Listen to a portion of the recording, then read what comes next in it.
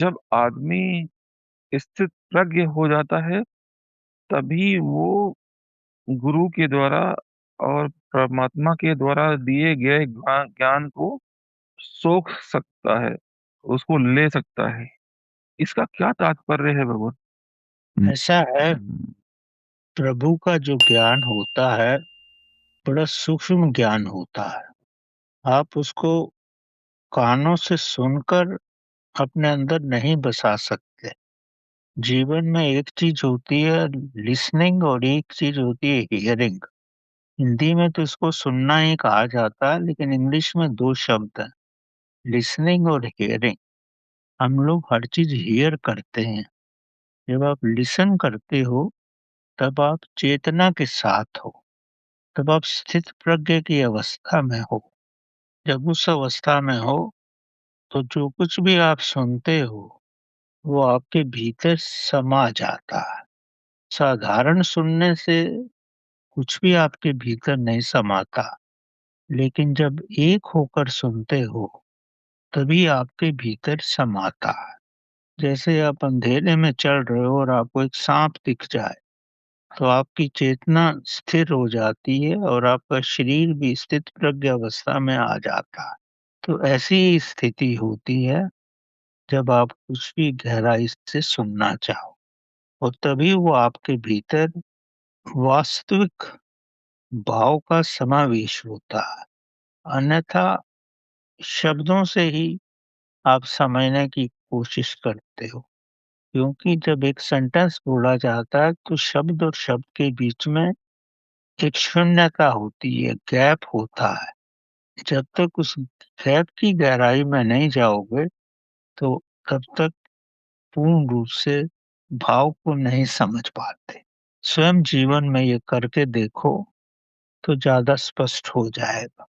भगवान, जहाँ तक मैं आपकी बात को समझ पा रहा हूँ वो उसके अनुसार आ, आप ये कहना चाहते हैं कि अगर तुम साक्षी में रह करके या फिर अपने होनेपन में रह करके किसी चीज को सुनो तो वो ज्यादा ही तुम उसके अर्थ को अवशोषित कर पाओगे, इंस्टेड ऑफ जस्ट। आप बिल्कुल ठीक कह रहे हो। जो मैंने कहा है उसका दूसरा मकसद यही भी है कि आप साक्षी के साथ होकर सुनो, तब आपका ध्यान बाहर भी रहेगा और आपको अपने साथ भी रहेगा। तो ये भी समझने की एक दूसरी विधि है। जो भी आपको उचित लगे उसी को जीवन में लाने की कोशिश करो। दोनों बातों का मकसद एक ही है, क्योंकि जब आप साक्षी के साथ हो तभी भी विचार सबके नहीं है, केवल आप सुन रहे हो। और जब स्थित प्रज्ञ और सेवल लिसन कर रहे हो तभी भी आप साक्षी के साथ ही हो। ये बोलने की विधियां अलग अलग हैं, चीजें एक ही। भगवान, एक प्रश्न और है। हम्म, थोड़ा सा अटपटा सा है, माफ करिएगा अगर कुछ गलत बोल जाऊं तो। भगवान, आज आपने एक कपड़े का उदाहरण दिया। आपने बोला कि कपड़ा है, वो फिर कपड़ा सूत है, फिर सूत के बाद फिर वो और थोड़ा उसमें सूक्ष्मता से देखते जाओ तो फिर वो उसमें चेतना का आभास होता है। और आपने और भी बहुत सारे उदाहरण दिए हैं कि फूलों में, चीजों में चेतना का आभास होना या उसके साथ एक होने का अनुभव होता है। भगवान, ये मतलब मैं पहले तो ये कपड़े से चेतना का कैसे पहुंचे ये मुझे समझ में नहीं आया। मैं आपको समझाता हूँ। जब आप कपड़ा देखते हो, कपड़े की गहराई में जाओ तो आपको धागा लगेगा। धागे के सूत्र में जाओ तो आपको कपास आएगा, रुई। रुई की गहराई में जाओ तो रुई कहाँ से निकलती है? पृथ्वी से तो निकलती है। और पृथ्वी में क्या रहता है? पृथ्वी भी रहती है, जल भी रहता है, वायु भी रहती है, सूर्य का प्रकाश भी रहता है, और शून्यता भी, आकाश की शून्यता भी रहती है। तो इसमें सारे तत्व भी हो गए, शून्यता मतलब चेतना भी हो गई उसमें। तो सब कुछ निकला कहाँ से? चेतना की सान्निध्य में होकर ही तो निकला। इसीलिए जितने भी संसार के पदार्थ हैं उसमें किसी न किसी रूप में चेतना की उपस्थिति रहती है।